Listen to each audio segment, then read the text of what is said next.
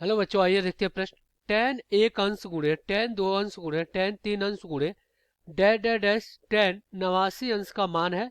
यहाँ पे चार विकल्प है। आइए हल करते हैं और देखते हैं इसमें से कौन सा विकल्प सही हो रहा है। तो सबसे पहले हम क्या करेंगे, मुख्य अवधारणा लिखेंगे। मुख्य अवधारणा, तो ये क्या होगा इस प्रश्न के लिए।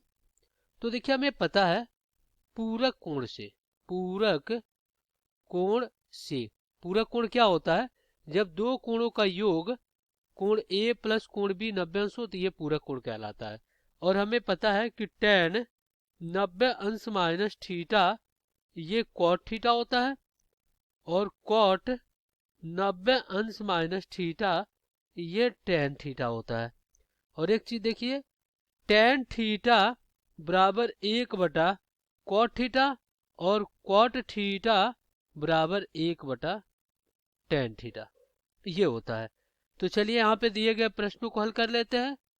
तो देखिए यहाँ पे क्या लिखा है, tan एक अंश गुणे में tan दो अंश गुणे में tan तीन अंश और डैश डैश डैश tan कितना है, ये आपका 89 अंश।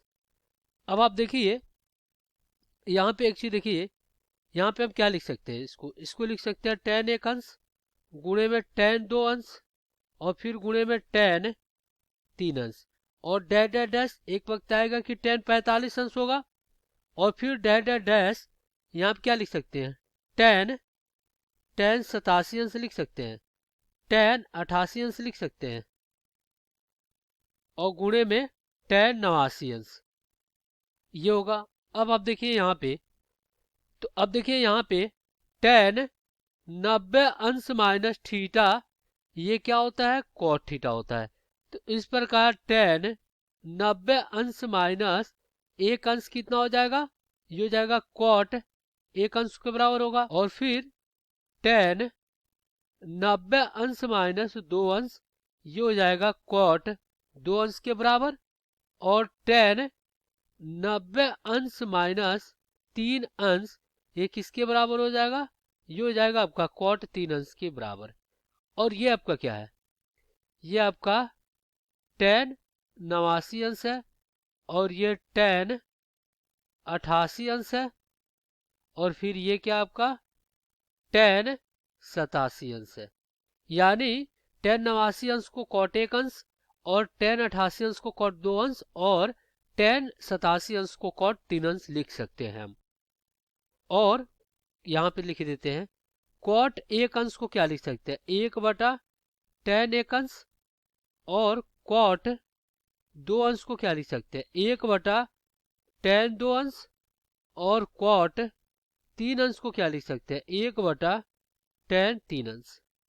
तो अब हम क्या करेंगे, यहाँ पे लिखेंगे इसको, देखिए ये हो जाएगा tan एक अंश गुणे में tan दो अंश और गुणे में tan तीन अंश, और डॉट डॉट डॉट tan कितना 45 अंश, और फिर डॉट डॉट डॉट। अब देखिए tan 87 अंश को क्या लिख सकते हैं, 1 बटा tan तीन अंश लिख सकते हैं, और गुणे में tan 88 अंश को 1 बटा tan दो अंश, और tan 89 अंश को 1 बटा tan कितना एक अंश। अब देखिए ये क्या होगा, इससे कट जाएगा, इससे कट जाएगा, tan दो अंश से कट जाएगा, tan तीन अंश से कट जाएगा। अगर यहाँ पे tan चार अंश होता तो इधर 1 बटा tan चार अंश से कट जाता, tan पांच अंश होता तो इस प्रकार यहाँ पे 1 बटा tan पांच अंश होता, ये कट जाता। इस प्रकार से सिर्फ आपका क्या बचेगा, tan 45 अंश ही बचेगा, बीच वाले सभी टर्म कट जाएंगे, यानी सभी पद कट जाएंगे। तो ये tan 45 अंश का मान कितना होता है, एक होता है। तो एक क्या हो जाएगा, आपका उत्तर हो जाएगा। विकल्प में देख लेते हैं कौन सा विकल्प से हो रहा है, तो यहाँ पे बी वाला विकल्प से हो जाएगा। आशा करते हैं बच्चों ये प्रश्न आपको समझ में आया होगा। धन्यवाद।